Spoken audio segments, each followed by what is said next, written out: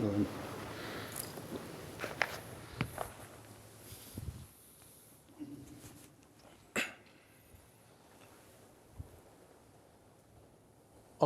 أكبر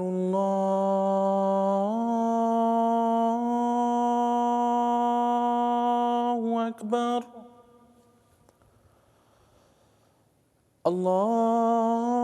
الله أكبر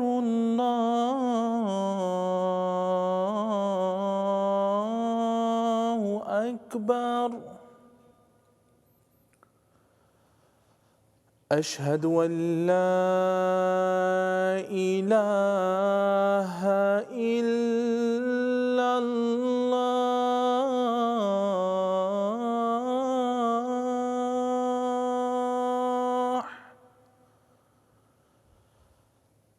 أشهد أن لا إله إلا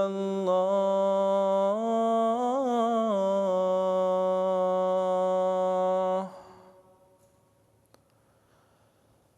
أشهد أن محمدًا رسول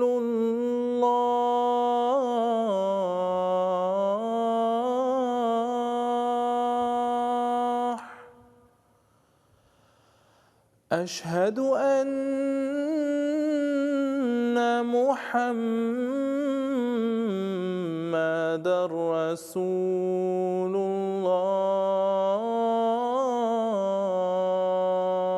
الله حي على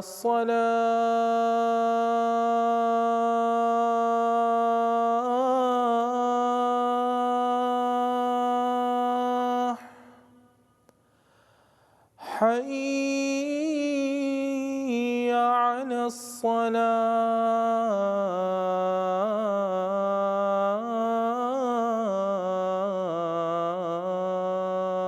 الصلاة حي على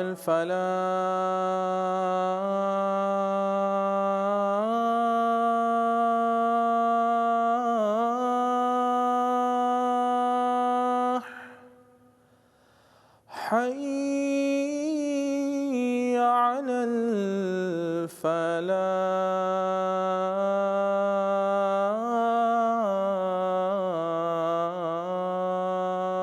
الفلاح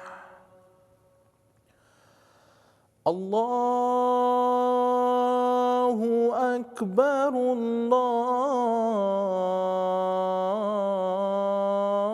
الله أكبر لا إله إلا الله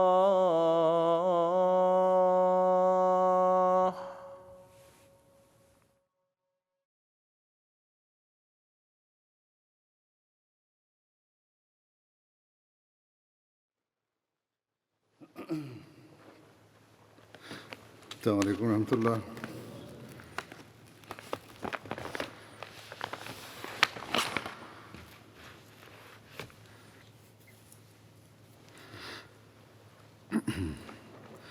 أشهد أن لا إله إلا الله وحده لا شريك له وأشهد أن محمدًا عبده ورسوله أما بعد فأعوذ بالله من الشيطان الرجيم بسم الله الرحمن الرحيم الحمد لله رب العالمين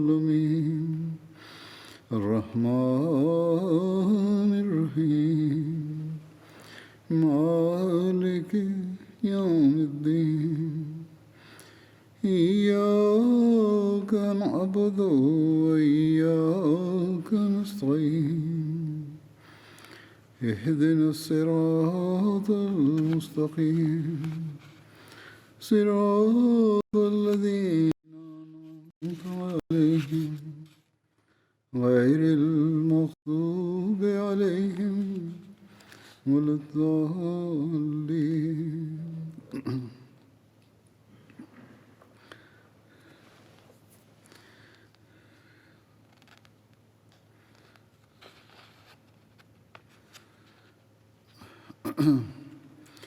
حضرت عمر رضی اللہ عنہ کا ذکر ہو رہا تھا. محکمہ قضاء کے اجراء کے بارے میں روایت ہے کہ حضرت عمر نے باقاعدہ قضاء کا صیغے کا اجراء فرمایا. تمام اضلاع میں باقاعدہ عدالتیں قائم کیں اور قاضی مقرر کیے. حضرت عمر نے قضاء کے متعلق قانونی احکامات بھی صادر فرمائے. قاضیوں کے انتخابات میں ماہرین فقہ کو منتخب کیا جاتا، لیکن حضرت عمر اسی پر اکتفا نہیں کرتے تھے بلکہ ان کا امتحان بھی لیتے تھے. قاضیوں کی گراں قدر تنخواہیں مقرر فرماتے تاکہ کوئی غلط فیصلہ نہ کر دے. دولت مند اور معزز شخص کو قاضی مقرر فرماتے تاکہ فیصلہ کے وقت کسی کے روب میں نہ آ سکے.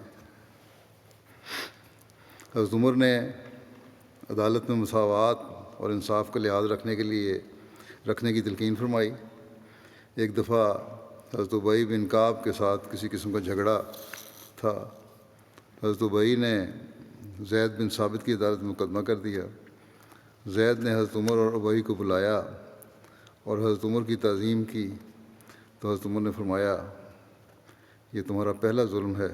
یہ کہہ کر ابی کے ساتھ جا کر بیٹھ گئے، یعنی کہ ہم دونوں فریق ہیں، دونوں فریقین کو فریق کی طرح دیکھو اور ساتھ ساتھ بٹھاؤ، نہ کہ مجھے عزت دو.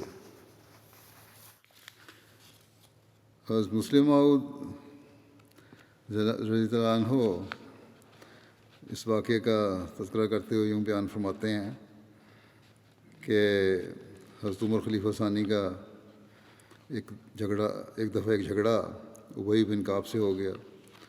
قاضی کے پاس معاملہ پیش ہوا. انہوں نے حضرت عمر کو بلوایا اور آپ نے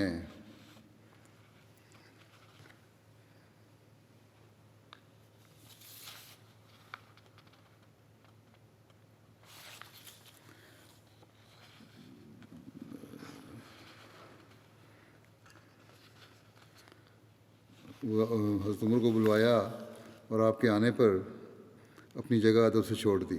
قاضی نے، خلیفہ وقت ہیں.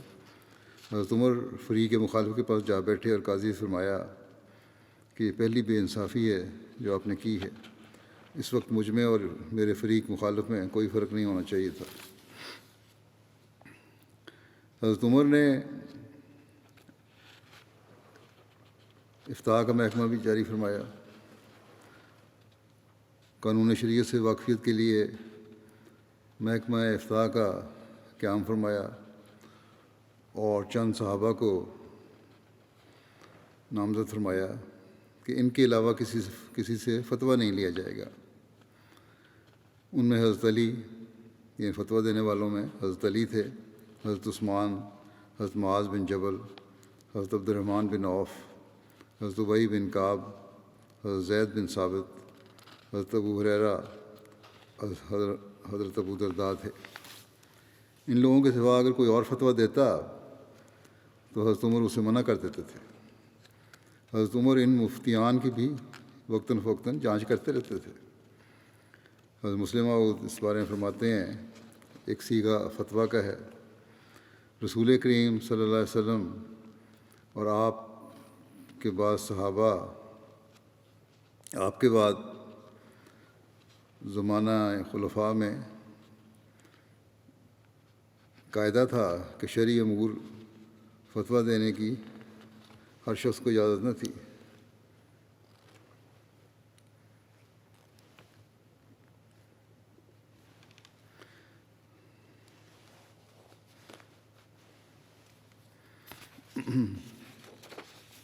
حضرت عمر رضی اللہ عنہ تو اتنی احتیاط کرتے تھے کہ ایک صحابی نے، غالباً عبداللہ بن مسعود تھے، انہوں نے جو دینی علوم میں بڑے ماہر بھی تھے اور ایک جلیل القدر انسان تھے، ایک دفعہ کوئی مسئلہ لوگوں کو بتایا اور اس کی اطلاع آپ کو پہنچی، یعنی حضرت عمر کو جب اس کی اطلاع پہنچی تو آپ نے فوراً ان سے جواب طلب کیا کہ کیا تم امیر ہو یا امیر نے تم کو مقرر کیا ہے کہ فتویٰ دیتے رہو؟ دراصل اگر ہر ایک شخص کو فتویٰ دینے کا حق ہو تو بہت سی مشکلات پیدا ہو سکتی ہیں اور عوام کے لیے بہت سے فتاویٰ ابتلاء کا موجب بن سکتے ہیں، کیونکہ بعض اوقات ایک ہی امر کے متعلق دو مختلف فتوے ہوتے ہیں اور دونوں صحیح ہوتے ہیں، یعنی کہ صورتحال کے مطابق فتویٰ دیا جاتا ہے۔ مسائل کو اگر گہرائی سے دیکھا جائے تو اس میں لچک ہوتی ہے، اس صورت میں یہ فتویٰ ہوگا، اس صورت میں یہ فتویٰ ہوگا، مگر عوام کے لیے یہ سمجھنا مشکل ہو جاتا ہے کہ دونوں کس طرح درست ہیں، اس لیے وہ پھر ابتلاء میں پڑ جاتے ہیں۔ پھر اسی طرح محکمہ پولیس کا اجرا کیا۔ حضرت عمر نے ملک میں امن قائم رکھنے کی خاطر آداس یعنی پولیس کا محکمہ قائم فرمایا۔ اس محکمے کو احتساب، امن و امان، بازار کی نگرانی وغیرہ کے اختیارات دیے تھے، یعنی کہ لوگوں کو دیکھنا کہ صحیح طرح ان باتوں پر عمل درآمد ہو رہا ہے کہ نہیں، کسی کے حق مارے جا رہے ہیں تو ان کو ادائیگی کروانا، جو انتظامی معاملات تھے میں سے جب تک ہے جب تک قاضی کے پاس معاملہ نہیں جاتا۔ امن و امان، بازار کی نگرانی وغیرہ، یہ ساری نگرانی کے اختیارات تھے۔ حضرت عمر نے باقاعدہ جیلیں بھی بنوائیں، اس سے قبل جیلوں کا رواج نہیں تھا، سخت سزائیں بھی دی جاتی تھیں مجرموں کو۔ پھر اسی طرح بیت المال کا قیام ہے۔ حضرت عمر سے قبل جو بھی مال آتا وہ فوری تقسیم ہو جاتا۔ حضرت ابوبکر کے دور میں ایک مکان خرید کر بیت المال کے لیے وقف کیا گیا، لیکن وہ بند ہی رہتا تھا کیونکہ جو بھی مال آتا اسی وقت تقسیم ہو جاتا تھا۔ 15 ہجری میں بحرین سے 5 لاکھ کی رقم آئی تو حضرت عمر نے صحابہ سے مشورہ کیا کہ اس رقم کا کیا کیا جائے۔ ایک رائے یہ تھی کہ سلاطین شام میں خزانے کا محکمہ قائم ہے، چنانچہ اس رائے کو حضرت عمر نے پسند فرمایا اور مدینہ میں بیت المال کی بنیاد ڈالی۔ حضرت عبداللہ بن ارقم کو خزانے کا افسر مقرر کیا گیا۔ بعد میں مدینہ کے علاوہ تمام صوبہ جات اور ان کے صدر مقامات میں بیت المال قائم کیے گئے۔ حضرت عمر عمارتوں کی تعمیر میں کفایت شعری سے کام لیتے تھے، مگر بیت المال کے لیے نہایت مستحکم اور شاندار عمارتیں بنوایا کرتے تھے۔ بعد میں ان پر پہرے دار بھی مقرر کیے گئے تھے، سیکیورٹی کا پورا نظام تھا اس کے لیے۔ بیت المال کے مال کے متعلق حضرت عمر خود حفاظت فرماتے تھے۔ ایک واقعہ تاریخ میں آتا ہے کہ حضرت عثمان بن عفان کے ایک آزاد کردہ غلام بیان کرتے ہیں کہ ایک روز شدید گرمی تھی، میں حضرت عثمان کے ہمراہ عالیہ مقام میں ان کے پاس مویشیوں کے پاس تھا۔ عالیہ جو ہے یہ مدینہ سے نجد کی جانب 4 سے 8 میل کے درمیان کی وادی ہے، اسے عالیہ کہتے ہیں۔ آپ نے ایک آدمی کو دیکھا جو 2 نوجوان اونٹ ہانک کر لے جا رہا تھا، یعنی حضرت عثمان نے دیکھا کہ ایک آدمی آ رہا ہے، 2 اور جوان اونٹ اس کے آگے آگے چل رہے ہیں اور زمین شدید گرم تھی۔ اس پر حضرت عثمان نے فرمایا اس شخص کو کیا ہوا ہے؟ اگر یہ مدینے میں رہتا اور موسم ٹھنڈا ہونے کے بعد نکلتا تو اس کے لیے بہتر ہوتا۔ جب وہ شخص قریب آیا تو حضرت عثمان نے، ان کے ملازم کہتے ہیں کہ حضرت عثمان نے مجھ سے فرمایا کہ دیکھو یہ کون ہے؟ میں نے کہا چادر میں لپٹا ہوا ایک شخص ہے جو 2 نوجوان اونٹ ہانک رہا ہے۔ پھر وہ شخص اور قریب ہوا تو حضرت عثمان نے پھر فرمایا کہ دیکھو کون ہے؟ میں نے دیکھا تو حضرت عمر بن خطاب تھے۔ میں نے عرض کی یہ تو امیر المومنین ہیں۔ حضرت عثمان کھڑے ہوئے اور دروازے میں سے سر باہر نکالا، لیکن گرم ہوا کی لفٹ پڑی تو آپ نے سر اندر کر لیا اور پھر فوراً ہی دوبارہ حضرت عمر کی طرف منہ کر کے عرض کیا آپ کو کس مجبوری نے اس وقت گھر سے نکالا ہے؟ حضرت عمر نے فرمایا صدقے کے اونٹوں میں سے یہ 2 اونٹ پیچھے رہ گئے تھے، ان کے علاوہ باقی سارے اونٹ ہانک کر لے جائے جا چکے تھے، تو میں نے چاہا کہ ان کو چراگاہ میں لے جاؤں، مجھے ڈر تھا کہ یہ دونوں کھو جائیں گے، پھر اللہ مجھ سے ان کے بارے میں پوچھے گا۔ حضرت عثمان نے کہا اے امیر المومنین، آپ سائے میں آئیں اور پانی پئیں، ہم آپ کے لیے کافی ہیں، خدمت کر لیتے ہیں، ہم انتظام کر دیتے ہیں بھیجنے کا۔ حضرت عمر نے فرمایا اپنے سائے میں لوٹ جاؤ، تم جاؤ سائے میں بیٹھو۔ حضرت عثمان کے آزاد کردہ غلام کہتے ہیں کہ میں نے عرض کیا ہمارے پاس وہ ہے جو آپ کے لیے کافی ہے۔ اس پر حضرت عمر نے فرمایا اپنے سائے کی طرف لوٹ جاؤ۔ پھر حضرت عمر چلے گئے۔ حضرت عثمان نے کہا جو چاہتا ہے کہ وہ القوی الامین یعنی قوی اور امانت دار کو دیکھے تو اس شخص کو دیکھ لے۔ ایک دوسری روایت میں آتا ہے کہ عمر بن نافع نے ابوبکر عیسیٰ سے روایت کر کے بیان کیا، وہ کہتے تھے میں حضرت عمر بن خطاب، حضرت عثمان بن عفان اور حضرت علی بن ابی طالب کے ساتھ صدقے کے وقت آیا۔ حضرت عثمان سائے میں بیٹھ گئے اور حضرت علی ان کے پاس کھڑے ہو کر وہ باتیں ان سے کہتے جاتے جو حضرت عمر کہتے تھے، اور حضرت عمر باوجود سخت گرمی کے دن ہونے کے دھوپ میں کھڑے تھے، اور آپ کے پاس 2 سیاہ چادریں تھیں، ایک کی تہہ باندھ لی تھی اور ایک سر پر ڈال لی تھی، اور صدقے کے اونٹوں کا معائنہ کر رہے تھے اور اونٹ کے رنگ اور ان کی عمریں لکھتے تھے۔ حضرت علی نے حضرت عثمان سے کہا کہ کتاب اللہ میں تم نے حضرت شعیب کی بیٹی کا یہ قول سنا ہے، ان خیرہ من تاجرت القوی الامین، ان خیرہ من تاجرت القوی الامین، یقیناً جنہیں بھی تو نوکر رکھے ان میں بہترین وہی ثابت ہوگا جو مضبوط اور ایماندار دار ہو۔ پھر حضرت علی نے حضرت عمر کی طرف اشارہ کر کے کہا یہ وہی القوی الامین ہے۔ حضرت مسلمہ بیان فرماتے ہیں اس بارے میں واقعہ بیان کرتے ہوئے کہ حضرت عمر رضی اللہ عنہ کا ایک واقعہ ہے۔ حضرت عثمان بیان کرتے ہیں، وہ کہتے ہیں میں ایک دفعہ باہر قبہ میں بیٹھا ہوا تھا اور اتنی شدید گرمی پڑ رہی تھی کہ دروازہ کھولنے کی ہمت نہیں پڑتی تھی کہ اتنے میں میرے غلام نے مجھے کہا دیکھیے شدید دھوپ میں باہر ایک شخص پھر رہا ہے۔ میں نے پردہ ہٹا کر دیکھا تو مجھے ایک شخص نظر آیا جس کا منہ شدت گرمی کی وجہ سے جھلسا ہوا تھا۔ میں نے اس سے کہا کہ کوئی مسافر ہوگا، مگر تھوڑی سی دیر گزری تھی کہ وہ شخص میرے قبے کے قریب پہنچا اور میں نے دیکھا کہ وہ حضرت عمر ہیں۔ ان کو دیکھتے ہی گھبرا کر باہر نکل آیا اور میں نے کہا اس وقت گرمی میں آپ کہاں؟ حضرت عمر فرمانے لگے کہ بیت المال کا ایک اونٹ گم ہو گیا تھا، اس کی تلاش میں باہر پھر رہا ہوں۔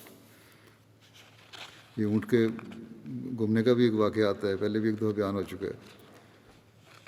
حضرت عمر ایک دفعہ بیت المال کا مال تقسیم کر رہے تھے کہ ان کی ایک بیٹی آ گئی اور اس نے اس مال میں سے ایک درہم اٹھا لیا۔ حضرت عمر اس سے لینے کے لیے اٹھے، آپ کے ایک کندھے سے چادر ڈھلک گئی اور وہ بچی اپنے گھر والوں کے پاس روتی ہوئی بھاگ گئی اور وہ درہم اس نے اپنے منہ میں ڈال لیا۔ حضرت عمر نے انگلی ڈال کر اس کے منہ سے وہ درہم نکالا اور اس کو مال میں لا کر رکھ دیا اور کہا اے لوگو، عمر اور اس کی آل کے لیے خواہ وہ قریبی ہو یا دور کا، ان کا اتنا ہی حق ہے جتنا عام مسلمانوں کا ہے، اس سے زیادہ کا نہیں۔ ایک اور روایت ہے، حضرت ابو موسیٰ نے ایک دفعہ بیت المال میں جھاڑو دیا تو ان کو ایک درہم ملا۔ حضرت عمر کا ایک چھوٹا بچہ گزر رہا تھا تو انہوں نے وہ اس کو دے دیا۔ حضرت عمر نے وہ درہم اس بچے کے ہاتھ میں دیکھ لیا تو آپ نے اس کے بارے میں پوچھا، اس نے کہا کہ یہ مجھے ابو موسیٰ نے دیا ہے۔ تو یہ معلوم کر لینے کے بعد کہ درہم بیت المال کا ہے، حضرت عمر نے فرمایا کہ اے ابو موسیٰ، کیا اہل مدینہ میں سے آل عمر کے گھر سے زیادہ حقیر تر تیرے نزدیک کوئی گھر نہیں تھا؟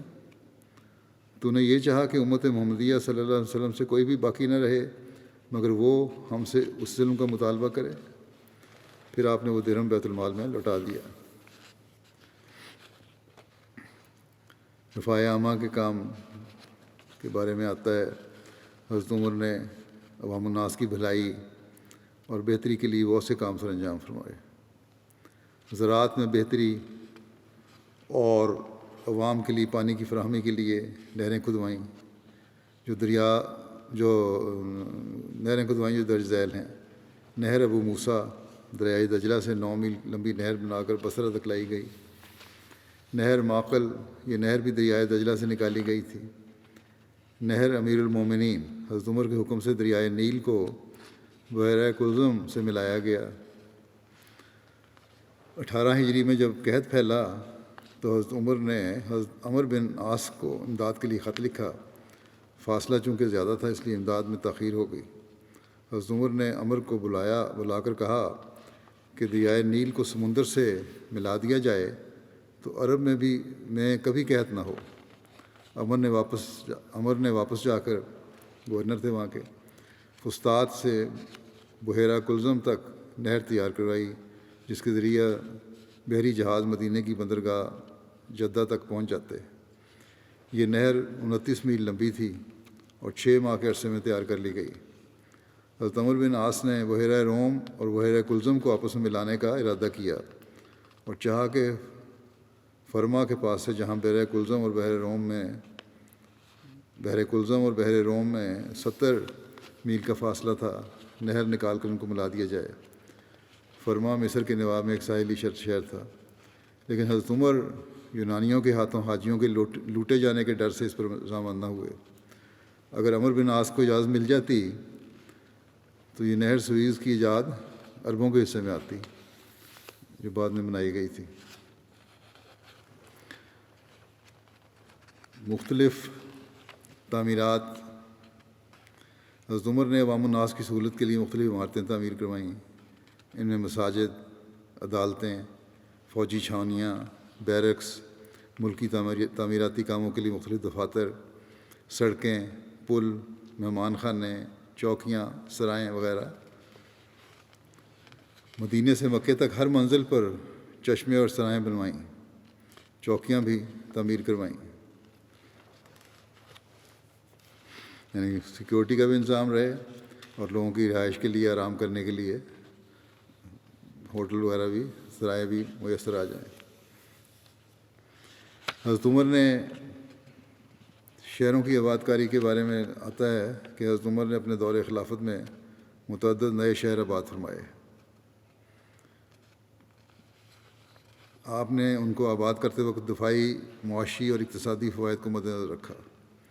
ان شہروں کے محل وقوع کا انتظام حضرت عمر کی جنگی بصیرت، سیاست اور آباد کاری کے اصولوں پر دقیق نظر پر دلالت کرتا ہے۔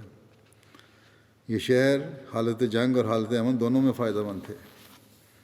حضرت عمر کی کوشش ہوتی کہ عرب کی جو سرحد عجم سے ملی ہوئی ہے وہاں شہر آباد ہوں تاکہ اچانک حملے سے بچا جا سکے۔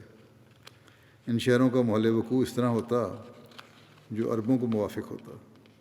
ان شہروں کے ایک طرف عرب کی سرزمین ہوتی جو چراگاہ کا کام دیتی، اور دوسری طرف عجمی سرزمین کے سرسبز علاقے ہوتے جہاں سے پھل، غلہ اور دوسری اشیاء میسر ہوتی، یعنی زراعت دوسری طرف کی جاتی تھی۔ شہروں کی آباد کاری میں یہ بھی مد نظر رکھا گیا کہ ان کے درمیان کوئی دریا یا سمندر حائل نہ ہو۔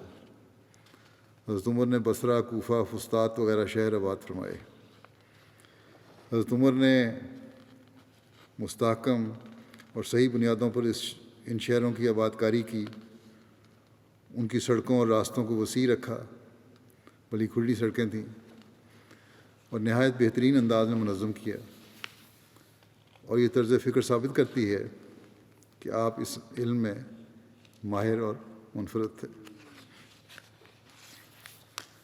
اسی طرح محکمہ فوج ہے، اس کا قیام کیا آپ نے۔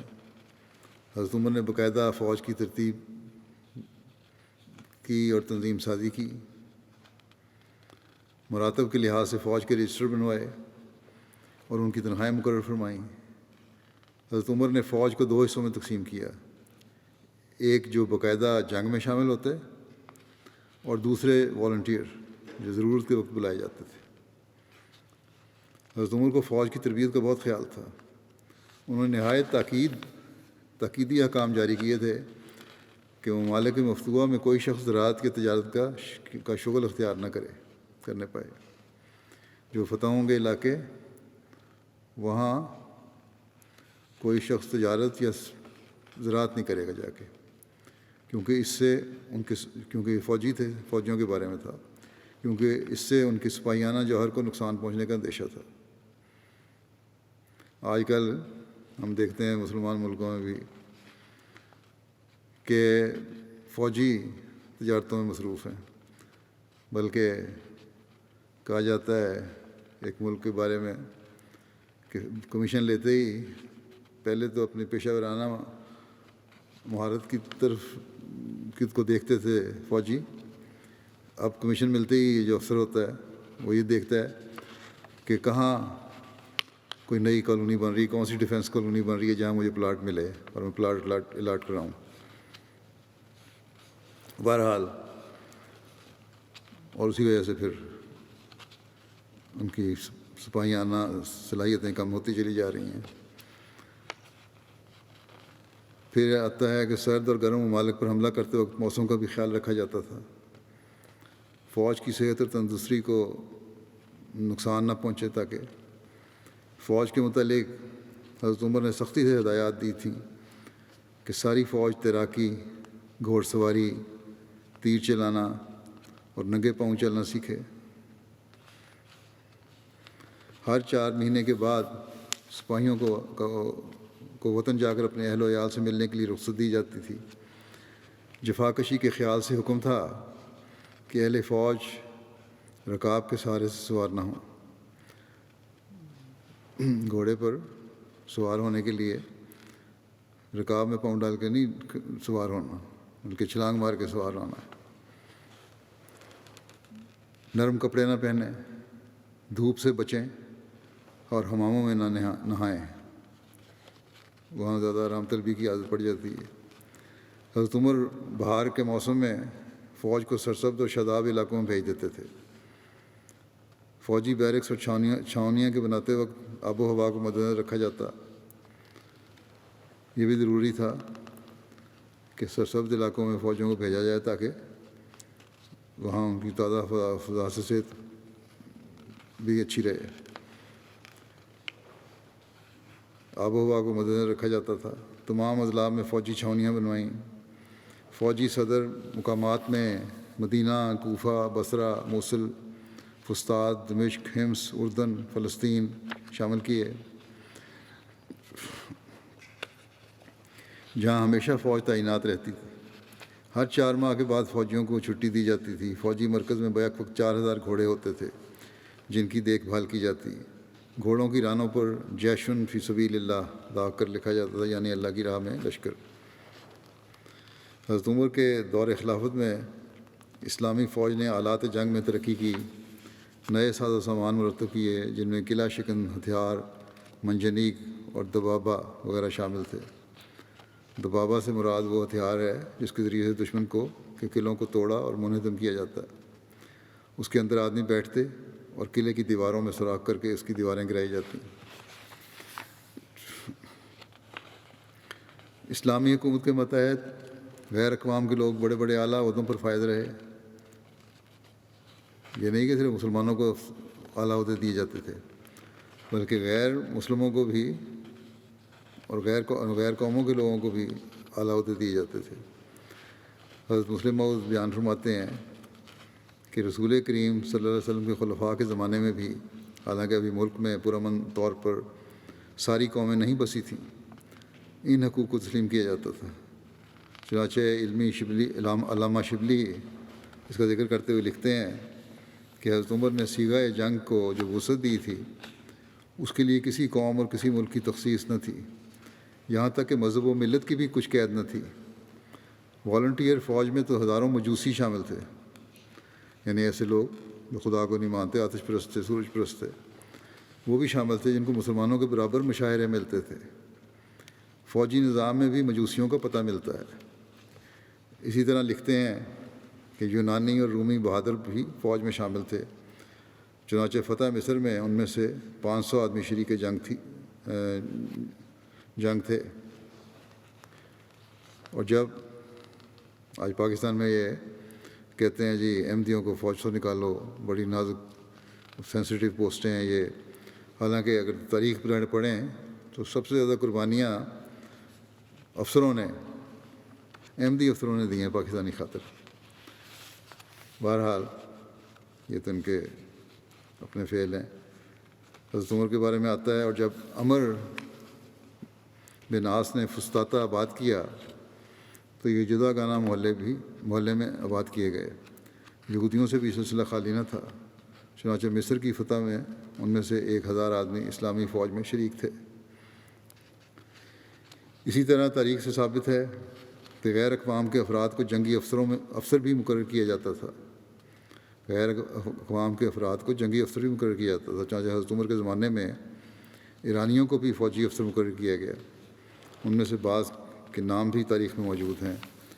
علامہ شبلی نے 6 افسروں کے نام یہ لکھے ہیں: سیاح، خسرو، شہریار، شیرویہ، شہرویہ، افرودین. ان افسروں کو تنخواہیں بھی سرکاری خزانے سے ملتی تھیں اور باقاعدہ پے رول میں ان کا نام تھا. 4 خلفاء کے بعد حضرت معاویہ کے متعلق تاریخ سے ثابت ہے کہ ان کے زمانے میں ایک عیسائی ابن اسال نامی وزیر خزانہ تھا.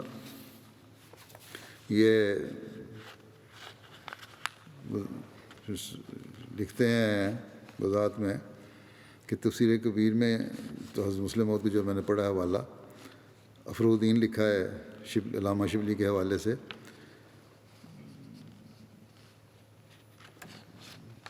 ایسے ہی الفاروق میں بھی درج ہے، لیکن عربی کتب میں اس کا نام افروزین لکھا ہے، زال کے ساتھ بجائے دال کے. بہرحال یہ نام کا ذرا سا فرق ہے زال دال کا. اس پہ کیونکہ لوگ بحث شروع کر دیتے ہیں اس لیے وضاحت کر دی ہے.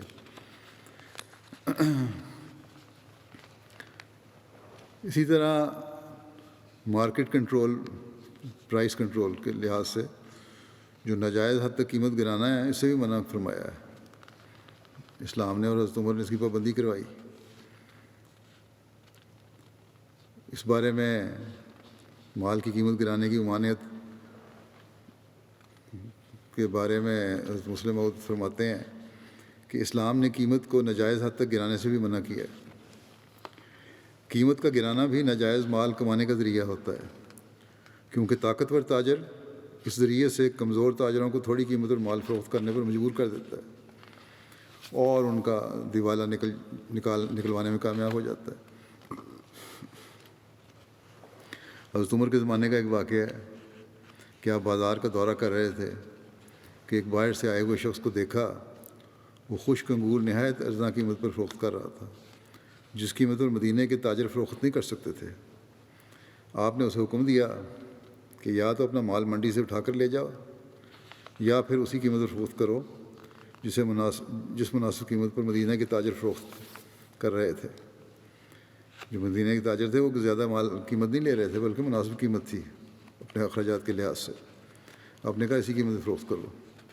جب آپ سے اس حکم کی وجہ پوچھی گئی تو آپ نے جواب دیا کہ اگر اس طرح فروخت کرنے کی اسے اجازت دی گئی تو مدینہ کے تاجروں کو جو مناسب قیمت پر مال فروخت کر رہے ہیں نقصان پہنچے گا. اس میں کوئی شک نہیں کہ بعض صحابہ نے حضرت عمر کے اس فعل کے خلاف رسول کریم صلی اللہ علیہ وسلم کا یہ قول پیش کیا کہ منڈی کے بھاؤ میں دخل نہیں دینا چاہیے، مگر ان کا یہ اعتراض درست نہیں تھا، کیونکہ منڈی کے بھاؤ میں دخل دینے کے یہ معنی ہیں کہ پیداوار اور مانگ کے اصول میں دخل نہ دیا جائے، یعنی سپلائی اور ڈیمانڈ کے اصول جو ہیں ان میں دخل دینا ہے، اور ایسا کرنا بے شک نقصان دہ ہوتا ہے اور اس سے حکومت کو بچنا چاہیے. خود ایڈجسٹ کرتی ہے مارکیٹ اپنے آپ کو سپلائی ڈیمانڈ سے، ورنہ عوام کو کوئی فائدہ نہ پہنچے گا اور تاجر تباہ ہو جائیں گے اگر اس کی اجازت نہ دی جائے. لیکن قیمت کنٹرول جو ہے وہ جائز ہے.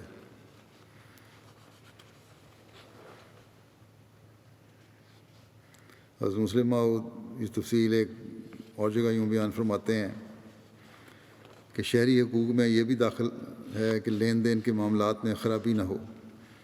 ہم دیکھتے ہیں کہ اسلام نے اس حق کو بھی نظر انداز نہیں کیا، چنانچہ اسلام نے بھاؤ کو بڑھانے اور مہنگا سودا کرنے سے روکا ہے. اسی طرح دوسروں کو نقصان پہنچانے اور ان کو تجارت میں فیل کرنے کے لیے بھاؤ کو گرا دینے سے بھی منع فرمایا ہے، کم قیمت کرنے سے بھی منع ہے مقابلے میں۔ ایک دفعہ مدینہ میں ایک شخص ایسے ریٹ پر انگور بیچ رہا تھا جس ریٹ پر دوسرے دکاندار نہیں بیچ سکتے تھے۔ حضرت عمر پاس سے گزرے تو انہوں نے اس شخص کو ڈانٹا، کیونکہ اس طرح باقی دکانداروں کو نقصان پہنچتا تھا۔ غرض اسلام نے سودا مہنگا کرنے سے بھی روک دیا اور بھاؤ کو گرا دینے سے بھی روک دیا، تاکہ نہ دکانداروں کا نقصان ہو اور نہ پبلک کا نقصان ہو۔ تعلیم کے نظام کے بارے میں آتا ہے کہ حضرت عمر نے تعلیم کو نہایت ترقی دی۔ تمام ممالک میں مدرسے قائم کیے جن میں قرآن مجید، حدیث، فقہ کی تعلیم دی جاتی۔ کبار علماء صحابہ کو تعلیم و تربیت پر مأمور کیا گیا اور پڑھانے والوں کی تنخواہیں بھی مقرر کی گئیں۔ اسی طرح ہجری کیلنڈر کا آغاز کس طرح ہوا، اس بارے میں روایات میں آتا ہے۔ ایک تو صحیح بخاری کی روایت ہے، حضرت سہل بن سعد نے بیان کیا کہ صحابہ نے نبی صلی اللہ علیہ وسلم کی بعثت سے تاریخ کا شمار نہیں کیا اور نہ آپ کی وفات سے، بلکہ آپ کے مدینہ میں آنے سے ہی انہوں نے تاریخ کا شمار کیا، یعنی ہجرت کے وقت سے۔ بخاری کے شارح علامہ ابن حجر اسقلانی کہتے ہیں کہ امام سہیلی کے نزدیک صحابہ نے ہجرت سے تاریخ کا آغاز کرنے کا خیال اللہ تعالیٰ کے قول لمسجد اسسہ علی التقویٰ من اول یوم سے لیا ہے۔ پس من اول یوم سے مراد وہ دن ہوگا جس میں نبی صلی اللہ علیہ وسلم اور آپ کے صحابہ مدینہ میں داخل ہوئے۔ واللہ عالم۔ ہجری کیلنڈر کی ضرورت کیوں محسوس ہوئی، اس بارے میں مختلف روایات ملتی ہیں۔ حضرت ابو موسیٰ نے حضرت عمر کی طرف لکھا کہ آپ کی طرف سے ہمیں خطوط آتے ہیں، ان پر تاریخ وغیرہ درج نہیں ہوتی۔ اس پر حضرت عمر نے لوگوں کو مشورے کے لیے اکٹھا کیا۔ علامہ ابن حجر کہتے ہیں کہ بخاری نے کتاب الادب میں اور حاکم نے میمون بن مہران کے واسطے سے روایت کی ہے کہ حضرت عمر کی خدمت میں ایک چیک پیش کیا گیا جس کی میعاد شعبان تھی۔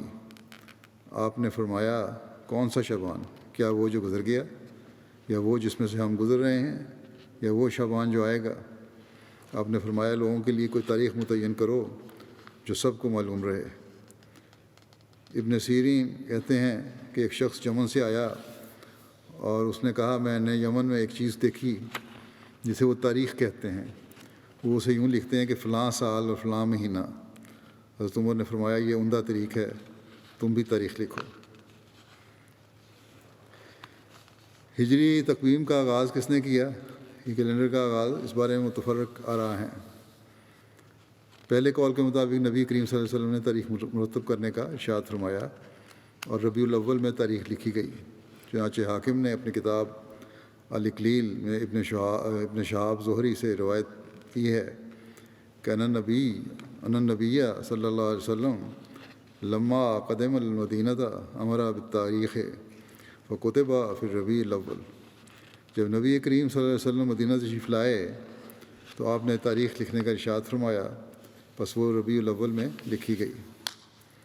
علامہ ابن حجر کہتے ہیں کہ روایت موزل ہے۔ موزل سے مراد ہے وہ روایت ہوتی ہے جس کی سند میں پے در پے دو یا زیادہ راوی ساقط ہوں۔ ایک اور روایت میں ہے کہ تاریخ کی ابتدا اس دن سے ہوئی جس دن رسول کریم صلی اللہ علیہ وسلم ہجرت فرما کر مدینہ تشریف لائے، اور مشہور بات اس کے برعکس ہے، اور وہ یہ کہ تاریخ تقویم ہجری حضرت عمر کے دور خلافت میں قائم ہوئی۔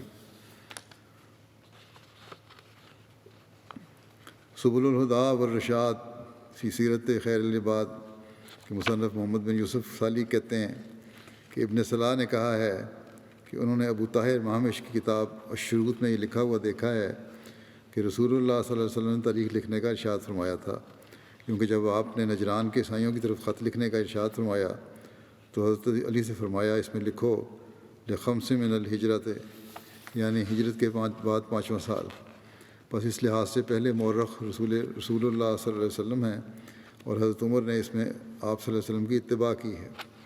دوسرے قول کے مطابق حضرت یعلا بن امیہ نے تاریخ کا آغاز کیا، جو یمن کے رہنے والے تھے۔ امام احمد نے اس کو بیان کیا ہے، لیکن اس میں انقطاع ہے، یعنی عمر اور یعلا کے درمیان میں۔ تیسرے اور مشہور قول کے مطابق یہ ہے کہ تاریخ تقویم ہجری کا آغاز حضرت عمر کے دور خلافت میں ہوا۔ ہجری کیلنڈر کے لیے ہجرت سے کیوں آغاز کیا گیا، اس بارے میں یہ تفصیل ملتی ہے۔ جب حضرت عمر نے سال کے تعین کے لیے مشورہ مانگا تو ایک رائے یہ تھی کہ نبی کریم صلی اللہ علیہ وسلم کی پیدائش سے اس کا آغاز کیا جائے، دوسری رائے یہ تھی کہ آپ کے مبعوث ہونے کے سال سے اس کا آغاز کیا جائے، تیسری رائے یہ تھی کہ آپ کے وفات کے سال سے اس کا آغاز کیا جائے، چوتھی رائے یہ تھی کہ آپ کی ہجرت کے سال سے اس کا آغاز کیا جائے۔ ہجرت کے سال سے اس کا آغاز کرنا مناسب سمجھا گیا، کیونکہ ولادت اور بعثت کے سال کی تعین میں اختلاف تھا۔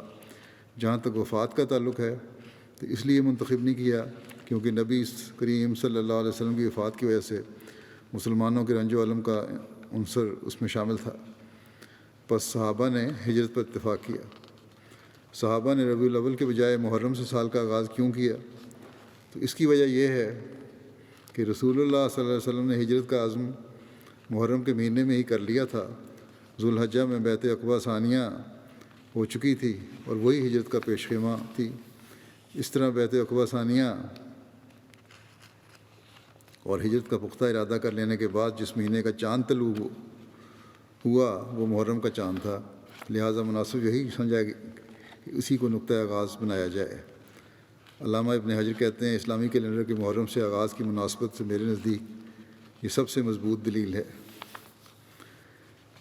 نبی کریم صلی اللہ علیہ وسلم مدینہ کب تشریف لائے، اس بارے میں مختلف آراء ہیں۔ آپ مختلف جگہ ٹھہرتے ہوئے 12 ربیع الاول 14 نبوی مطابق 20 ستمبر 622 عیسوی کو مدینہ کے پاس پہنچے۔ بعض مورخین کے نزدیک 8 ربیع الاول کی تاریخ تھی، بعض کے نزدیک آپ ماہ سفر میں نکلے اور ربیع الاول میں پہنچے۔ یکم ربیع الاول کو مکے سے آپ نے ہجرت کا آغاز فرمایا، 12 ربیع الاول کو مدینہ پہنچے۔ تقویم ہجری کس سال میں ہوئی، اس بارے میں بھی مختلف آراء ہیں۔ کچھ کب یہ شروع ہوا کیلنڈر، کچھ کہتے ہیں 16 ہجری میں ہوئی، کچھ کے نزدیک 17 ہجری میں ہوئی، کچھ کہتے ہیں کہ 18 ہجری میں ہوئی، بعض کے نزدیک 21 ہجری میں ہوئی۔ لیکن بہرحال اس بات پہ اکثر متفق ہیں کہ حضرت عمر کے زمانے میں اس کیلنڈر کا اجرا ہوا۔ اسلامی سکہ عام مورخین کے نزدیک عرب میں سب سے پہلے سکہ عبد الملک بن مروان نے جاری کیا۔ مدینہ طیبہ کے بعض مورخین نے کہا ہے کہ سب سے پہلے اسلامی سکے حضرت عمر کے دور میں رائج ہوئے تھے۔ ان کے اوپر الحمدللہ کندہ تھا اور بعض پر محمد رسول اللہ اور بعض پر لا الہ الا اللہ وحدہ بھی کندہ ہوتا تھا، لیکن ساسانی ایرانی بادشاہوں کی تصویروں سے کوئی تعارض نہیں کیا گیا۔ ایک تحقیق کے مطابق سب سے پہلے اسلامی سکے دمشق میں 17 ہجری میں حضرت عمر کے دور خلافت میں رائج ہوئے تھے، مگر ان کے اوپر بھی بازنطینی شہنشاہ کی تصویر اور لاطینی میں ان کی لکھائی موجود ہوا کرتی تھی۔ اور ایک روایت کے مطابق حضرت عثمان کے دور خلافت میں 28 ہجری میں سب سے پہلے اپنا سکہ استعمال ہوا۔ وقتی طور پر ساسانیوں کے علاقوں میں رائج سکوں کو ہی چلایا گیا، ان کے اوپر ساسانی بادشاہوں کی تصاویر ہوا کرتی تھیں، مگر ان پر کوفی رسم الخط میں بسم اللہ لکھ دیا گیا۔ پھر یہ کہ حضرت عمر نے کون کون سی باتیں شروع کیں، کون سی ہیں اولیات جو اولیات فاروقی کہلاتی ہیں۔ علامہ شبلی نعمانی اپنی کتاب الفاروق میں لکھتے ہیں کہ حضرت عمر نے ہر ضحیے میں جو نئی باتیں ایجاد کیں ان کو مورخین نے یکجا لکھا ہے اور ان کو اولیات کہا جاتا ہے اور وہ درج ذیل ہیں، یعنی شروع کروائیں۔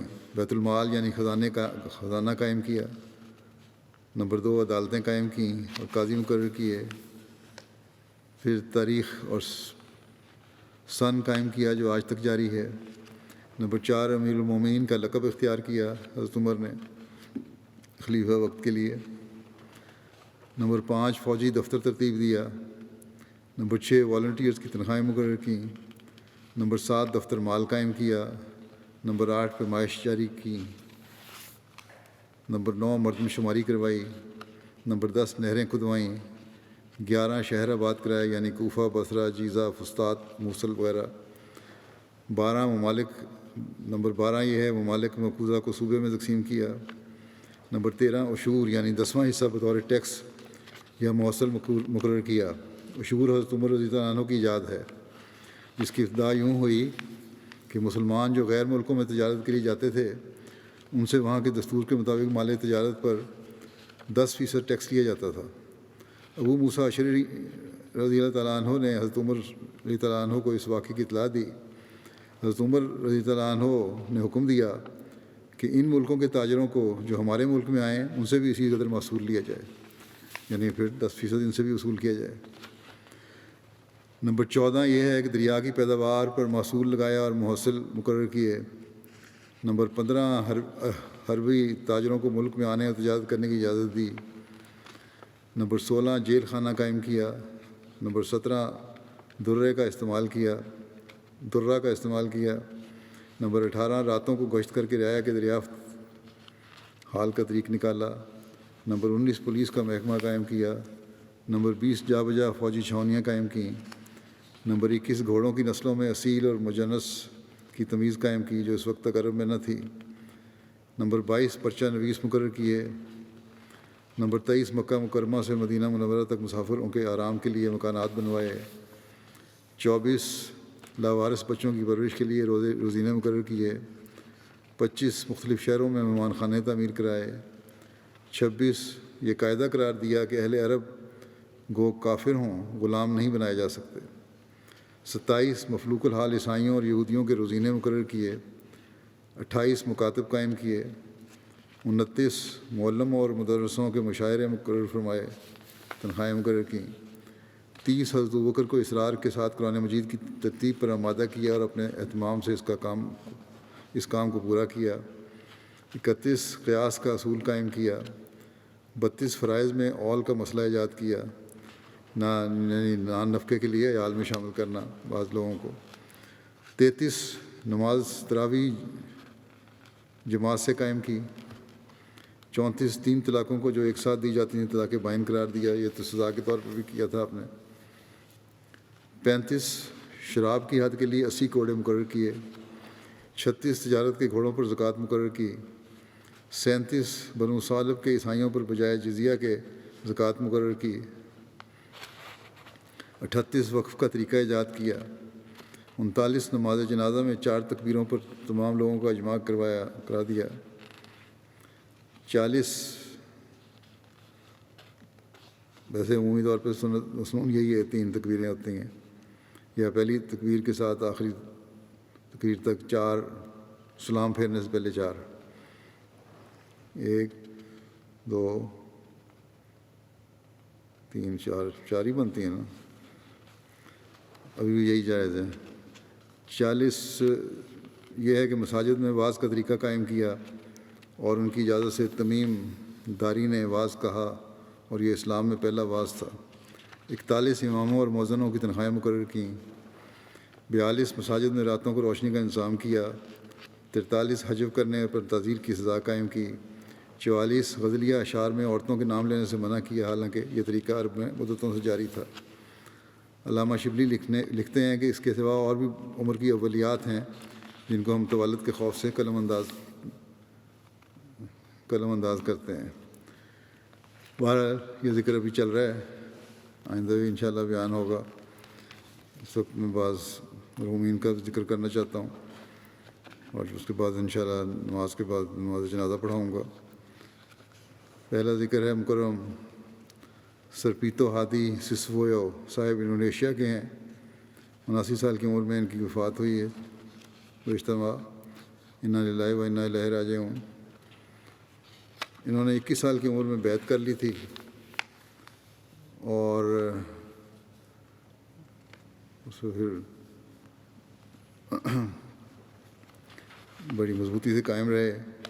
پھر مرحوم نے اہلیہ لکھا ہے کہ مرحوم نے اہلیہ کے اور 8 بچے یادگار چھوڑے ہیں۔ ایک بیٹا ان کا بطور مبلغ خدمت پہ جا لا رہا ہے۔ مرحوم کئی مرتبہ جماعت کے صدر کی حیثیت سے خدمت انجام دیتے رہے۔ دارالقضاء انڈونیشیا میں بطور قاضی بھی خدمت کی توفیق پائی۔ تبلیغ کا بہت شوق تھا، ایک فعال داعی اللہ تھے۔ کسی بھی قسم کے مشکل حالات میں تبلیغ کا جذبہ کبھی ختم نہیں ہوا۔ ان کے بیٹے اروان حبیب اللہ مربی ہیں، جو کہتے ہیں کہ کئی دفعہ ایسا ہوتا کہ موٹر سائیکل کسی کے گھر چھوڑ کر 20 کلومیٹر تک پیدل سفر کیا کرتے تھے تبلیغ کے لیے۔ دوسرے گاؤں جانے کے لیے نہریں اور چٹانوں کو پار کرنا کرتے۔ سفر بہت مشکل ہوتا تھا۔ والد صاحب محنت و مشقت کرنے والے شخص تھے۔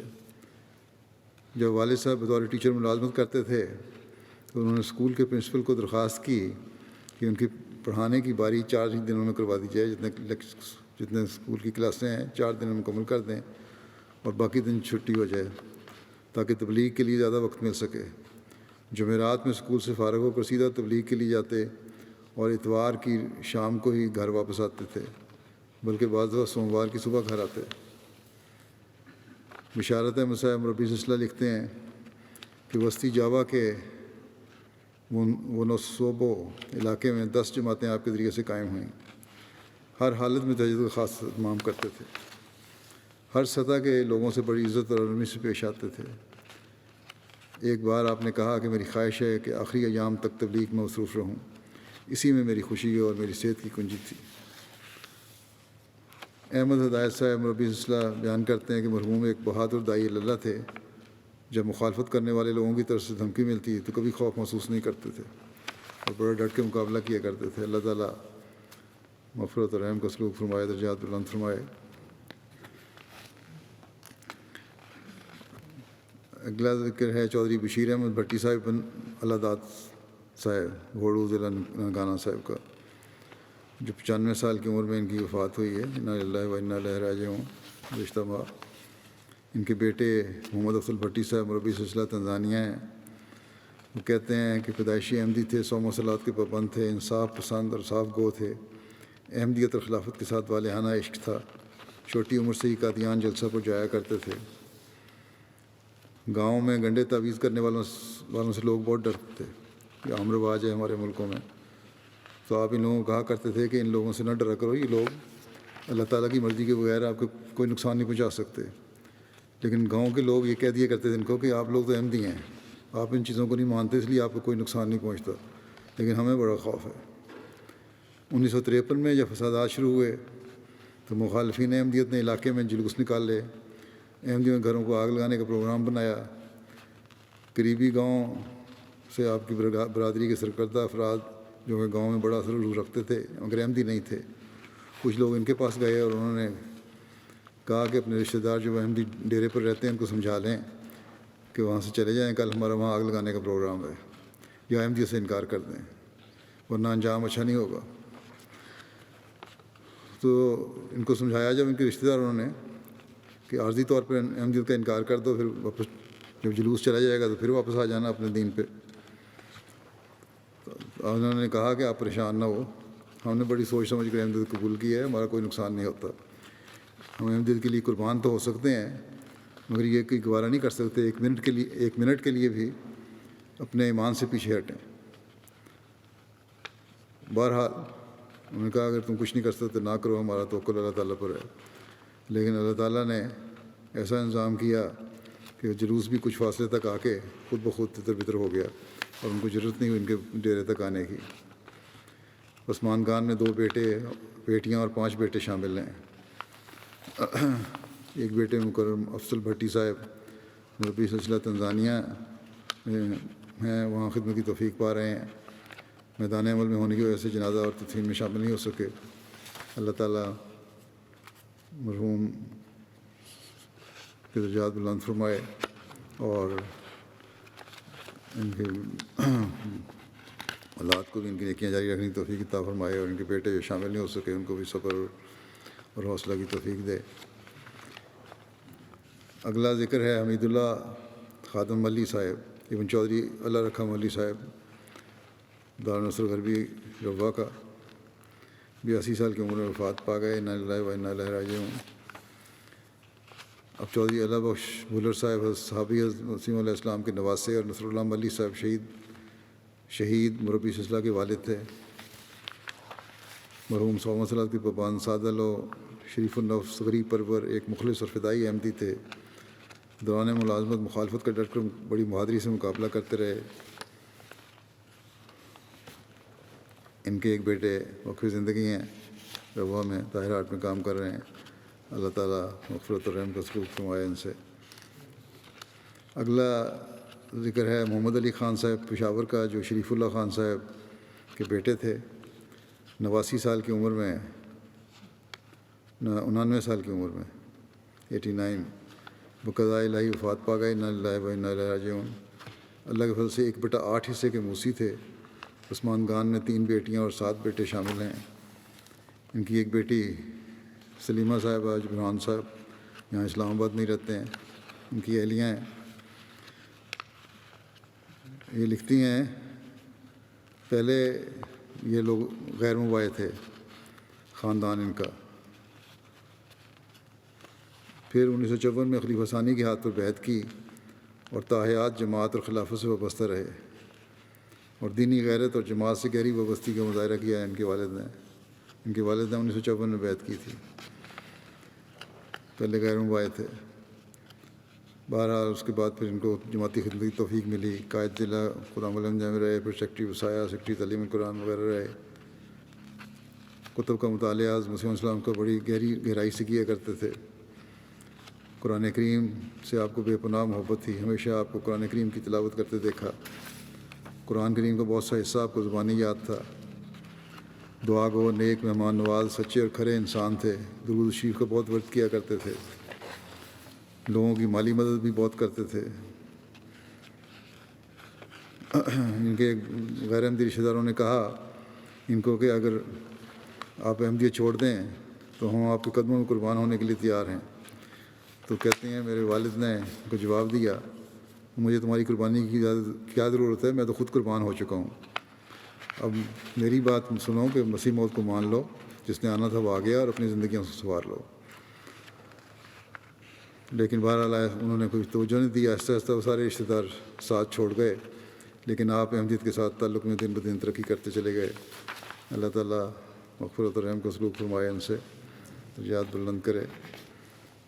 اگلا ذکر ہے صاحبزادہ مہدی لطیف صاحب میری لینڈ امریکہ کا، جو 87 سال کی عمر میں وفات پا گئے۔ انا للہ و انا الیہ راجعون۔ صاحبزادہ مہدی لطیف صاحب صاحبزادہ عبداللطیف شہید رضی اللہ عنہ کے پوتے اور صاحبزادہ محمد طیب لطیف صاحب مرحوم کے بیٹے تھے۔ صاحبزادہ مہدی لطیف صاحب مرحوم اللہ تعالیٰ کے فضل سے موسی تھے۔ حضرت مسیح علیہ السلام کی کتب کا بہت وسیع مطالعہ کیا ہوا تھا۔ 5 وقتہ نمازوں اور تہجد کی ادائیگی باقاعدگی سے کیا کرتے تھے۔ خلافت احمدیت کے شہدائی تھے، بہت ہی عاجز اور منکسر مزاج شخصیت کے مالک تھے۔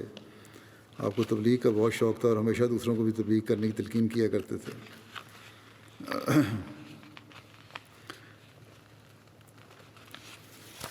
اللہ تعالیٰ ان سے مغفرت اور رحم کا سلوک فرمائے اور درجات بلند کرے۔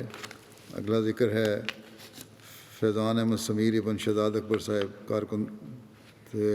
شہزاد اکبر صاحب جو ہیں کارکن ہیں ہمارے دفتر پرائیویٹ سیکرٹری روا کے، ان کے بیٹے تھے۔ کووڈ سے 16 سال کی عمر میں ان کی وفات ہو گئی۔ انا للہ و انا الیہ راجعون۔ نہایت ہی ذہین، کم گو، شریف النفس، نیک بچہ تھا۔ وقف نو کی تحریک میں شامل تھا،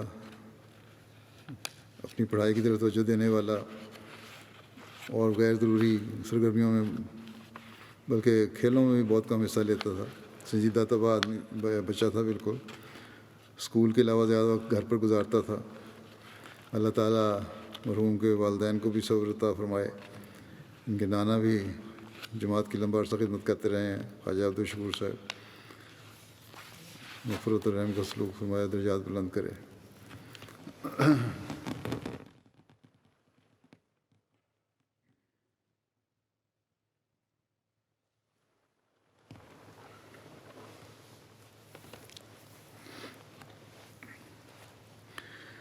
الحمد لله